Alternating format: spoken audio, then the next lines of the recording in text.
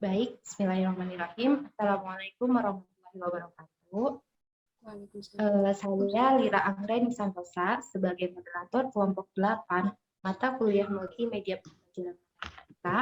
Di sini kami akan memaparkan materi mengenai aplikasi untuk membuat media pembelajaran interaktif visual atau video pembelajaran. Boleh slide selanjutnya. Nah, untuk pokok pembahasannya, ada media pembelajaran yang meliputi pengertian, manfaat, dan jenis-jenis yang akan disampaikan oleh Gita Ananda Fadilah. Lalu yang kedua, ada media video pembelajaran yang meliputi pengertian, karakteristik, dan tujuan yang akan disampaikan oleh Iis Wasiatul Fitria.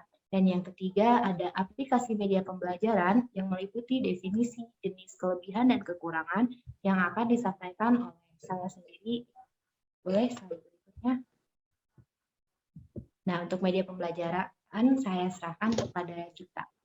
Silakan Gita. Baik, terima kasih kepada moderator. Di sini saya akan menjelaskan mengenai media pembelajaran. Nah, yang pertama yaitu ada pengertian media pembelajaran. Nah, media adalah alat untuk menunjang pembelajaran agar pembelajaran dapat berjalan dengan baik. Dan media juga merupakan penghubung antara pemberi pesan dan penerima pesan atau informasi. Nah, penggunaan media ini sebagai penghubung komunikasi antara pendidik dengan peserta didik atau bisa disebut dengan pembelajaran. Nah, lalu pembelajaran itu sendiri adalah interaksi antara pendidik, peserta didik, sumber belajar, dan media yang dipakai dalam pembelajaran. Nah, agar peserta didik merasa bahwa kegiatan pembelajaran penuh dengan makna, maka pendidik perlu mengembangkan media pembelajaran agar lebih bervariasi dan menarik minat belajar peserta didik. Nah, lalu media pembelajaran merupakan berbagai bentuk alat komunikasi yang bisa dipakai untuk memberikan informasi dari sumber kepada peserta didik secara terencana. Dengan begitu, maka akan tercipta suasana belajar yang lebih kondusif karena peserta didik bisa mengikuti proses pembelajaran secara efektif dan efisien. Lalu selanjutnya yaitu ada manfaat media pembelajaran. Nah, menurut Encyclopedia of Educational Research, manfaat dari media pembelajaran yaitu 1. Meletakkan dasar-dasar yang konkret untuk berpikir sehingga dapat mengurangi verbalisme. Yang kedua yaitu memperbesar perhatian peserta didik. 3. Meletakkan dasar-dasar yang penting untuk perkembangan belajar. 4. Memberikan pengalaman nyata yang dapat menumbuhkan kegiatan untuk berusaha sendiri pada peserta didik. Yang kelima, menumbuhkan pemikiran yang teratur terutama melalui gambar hidup. Yang keenam, membantu tumbuhnya pengertian yang dapat membantu perkembangan kemampuan dan dalam berbahasa.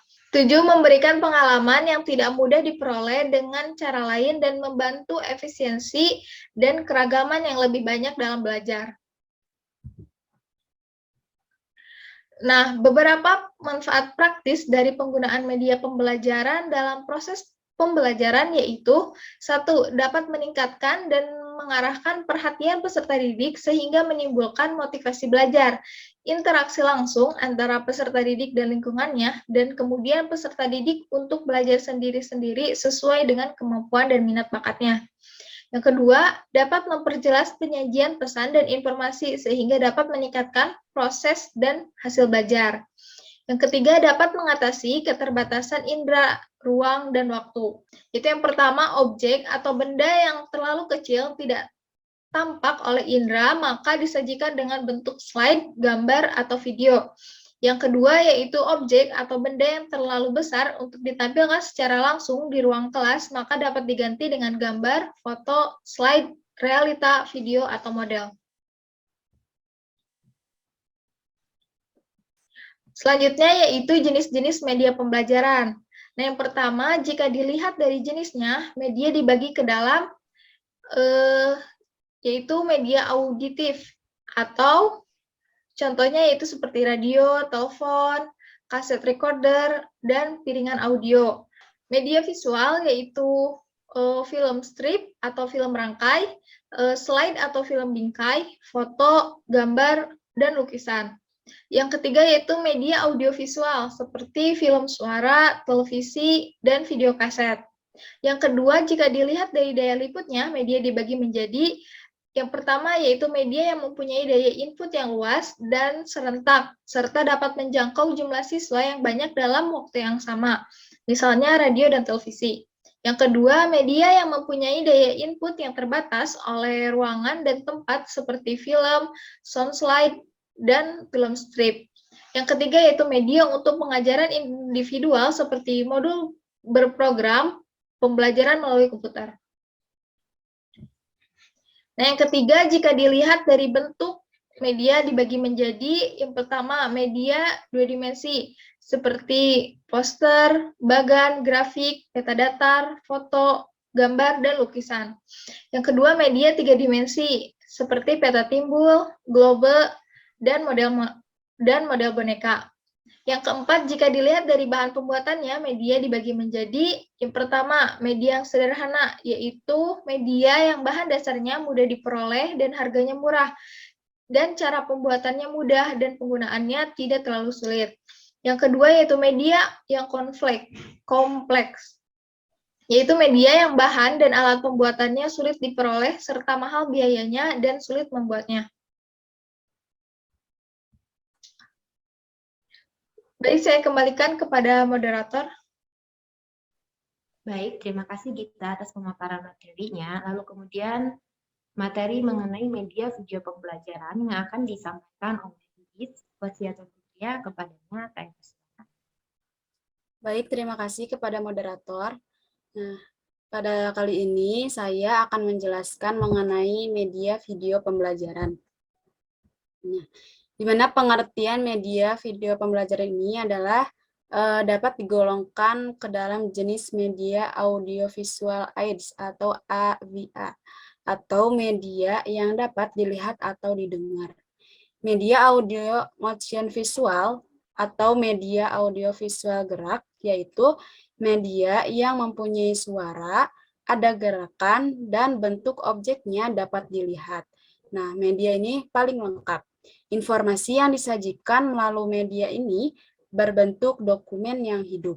Dapat dilihat di layar monitor atau ketika diproyeksikan ke layar lebar. Nah, kemudian menurut Cepiriana pada tahun 2007, media video pembelajaran adalah yang menyajikan audio dan visual yang berisi pesan-pesan media pembelajaran baik yang berisi konsep, prinsip, prosedur, teori aplikasi pengetahuan untuk membantu pemahaman terhadap suatu materi pembelajaran. Nah, video merupakan bahan pembelajaran tanpa dengar atau audiovisual yang dapat digunakan untuk menyampaikan pesan-pesan atau materi pembelajaran. Nah, kemudian ada karakteristik media video pembelajaran. Nah, yang pertama, clarity of message atau kejelasan pesan. Nah, dengan media video, siswa dapat memahami pesan pembelajaran secara lebih bermakna dan informasi dapat diterima secara utuh, sehingga dengan sendirinya informasi akan tersimpan dalam memori jangka. Kemudian yang kedua ada standalone atau berdiri sendiri. Nah, panjang dan bersifat retensi video yang dikembangkan tidak bergantung pada bahan ajar lain atau tidak harus digunakan bersama-sama dengan bahan ajar lain. User friendly atau bersahabat atau akrab dengan pemakainya. Nah, user friendly ini media video menggunakan bahasa yang sederhana, mudah dimengerti, dan menggunakan bahasa yang umum. Paparan informasi yang tampil bersifat membantu dan bersahabat dengan pemakainya, termasuk kemudahan pemakai dalam respon, mengakses sesuai dengan keinginan. Kemudian yang keempat ada representasi isi. Nah, harus benar-benar representatif, misalnya materi simulasi atau demonstrasi. Dari pelajaran baik sosial maupun sains dapat dibuat menjadi media video. Yang kelima ada visualisasi dengan media. Materi dikemas secara multimedia, terdapat di dalamnya teks, animasi, sound, dan video sesuai tuntutan materi.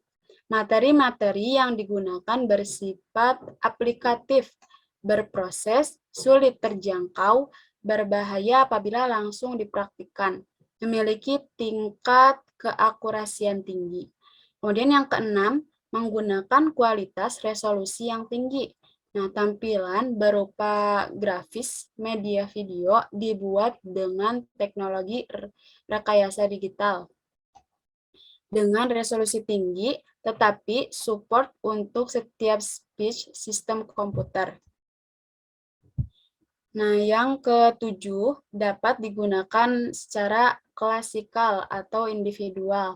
Video pembelajaran dapat digunakan oleh para siswa secara individual, tidak hanya dalam setting sekolah, tetapi juga di rumah. Dapat pula digunakan secara klasikal dengan jumlah siswa maksimal 50 orang. Biasa dapat dipandu oleh guru atau cukup mendengarkan uraian narasi dari narator yang telah tersedia dalam program. Nah, kemudian ada tujuan dan fungsi media video pembelajaran. Menurut Cepiriana, media video pembelajaran sebagai bahan ajar bertujuan untuk yang pertama memperjelas dan mempermudah penyampaian pesan agar tidak terlalu verbalistis. Kemudian yang kedua, mengatasi keterbatasan waktu, ruang, dan daya indera peserta didik maupun instruktur. Nah, yang ketiga, dapat digunakan secara tepat dan bervariasi. Nah, adapun fungsi-fungsi dari media video adalah sebagai berikut. Yang pertama, dapat menarik dan mengarahkan perhatian siswa untuk berkonsentrasi siswa kepada isi pelajaran. Yang kedua, dapat terlihat dari tingkat keterlibatan emosi dan sikap siswa pada saat menyimak tayangan materi pelajaran yang disertai dengan visualisasi. Yang ketiga, membantu pemahaman dan ingatan isi materi bagi siswa yang lemah dalam membaca. Baik, sekian. Saya kembalikan lagi kepada moderator. Baik, terima kasih. Is, boleh slide-nya. Yang berikutnya pemaparan materi mengenai aplikasi media pembelajaran yang akan disampaikan saya. Boleh di next. Untuk definisi aplikasinya ada banyak ya. Di sini saya mengambil pengertian berdasarkan KBBI, berdasarkan saya dan mengungkapkan menurut UHF Wizard. Menurut KBBI, aplikasi mempunyai arti penerapan atau penggunaan. Kata kuncinya penerapan. Dan sedangkan menurut IBISA, beliau mengungkapkan bahwa aplikasi adalah alat bantu untuk mempermudah dan mempercepat proses pekerjaan dan bukan merupakan beban bagi yaitu alat bantu. Sedangkan menurut UHF Wizard, yaitu aplikasi merupakan program yang dikembangkan untuk memenuhi kebutuhan pengguna dalam menjalankan pekerjaan tertentu. Jadi, menurut UHF Wizard ini, aplikasi itu adalah program. Dan bisa saya simpulkan, ambil pengertian bahwa aplikasi adalah alat yang sudah dirancang menggunakan bahasa pemrograman untuk membantu mempermudah pekerjaan pengguna. Boleh slide berikutnya. Nah, di sini ada beberapa rekomendasi aplikasi yang mungkin bisa digunakan untuk membuat video pembelajaran. Di antaranya ada PowerPoint, Zoom Meeting, Telegami, Powtoon, CamStudio, OpenShoot, AVS Video Editor, Avidemux, KineMaster, Toonstatic, Filmorago, YouCut, Explain Everything Whiteboard, dan Fixteam. Mungkin di sini ada beberapa yang nggak asing buat kita ya, di antaranya ada PowerPoint. PowerPoint tentu salah satunya seperti yang sedang saya gunakan ini, menggunakan PowerPoint. Ada Zoom Meeting. Zoom Meeting juga bisa digunakan untuk merekam. Lalu ada Filmorago. Saya pernah menggunakan Filmorago juga, kemudian ada KineMaster. Nah, di sini saya tidak akan menjelaskan spesifik dari setiap aplikasinya karena itu bisa dicari ya, dilihat dari App Store atau Play Store. Slide berikutnya.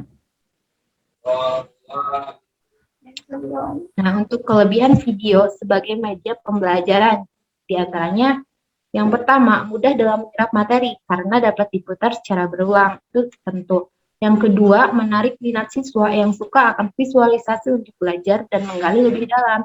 Yang ketiga, guru tidak akan kesulitan dalam mencapai target pembelajaran. Yang keempat, belajar untuk meningkatkan, memanfaatkan kecanggihan teknologi.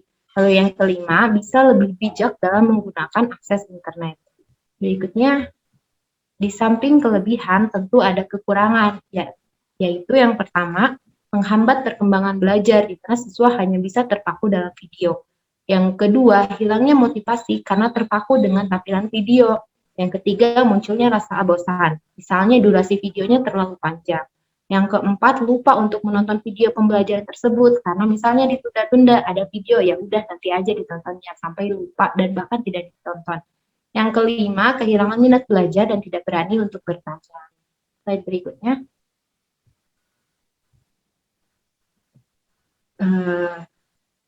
Baik, sudah disampaikan tadi tentang media pembelajaran, media video pembelajaran, dan dapat disimpulkan bahwa media video artinya bahan pembelajaran tampak dengar atau audio visual untuk menyampaikan materi pelajaran. Dikatakan tampak dengar karena ada unsur dengar, yaitu ada audionya, unsur visual atau video yang tampak dapat disajikan serentak. Yang kemudian karakteristiknya ada clarity of message, ada standalone, ada user friendly, ada representasi isi, kemudian visualisasi dengan media, dan menggunakan kualitas resolusi yang tinggi, lalu yang terakhir dapat digunakan secara klasikal atau individual. Lalu yang berikutnya, beberapa rekomendasi aplikasi, tadi sudah disebutkan ada PowerPoint, Zoom Meeting, Telegami, Explain Everything Whiteboard, Powtoon, CamStudio, OpenShoot, APS Video Editor, Avidemux, FixTime, KineMaster, ToonStatic, Filmorago, UCAT, dan lain-lain. Teman-teman bisa melihat deskripsi dari tiap aplikasinya di Google atau di Play Store dan yang lainnya. Baik, mungkin cukup sekian yang bisa kelompok kami sampaikan. Mohon maaf segala kesalahannya. Mari kita tutup presentasi ini dengan mengucapkan hamdalah bersama. Alhamdulillah. Kita tutup dengan doa kita tulis subhanallah lebih kita lain sedang sebut. Terima kasih. Wassalamualaikum warahmatullahi wabarakatuh.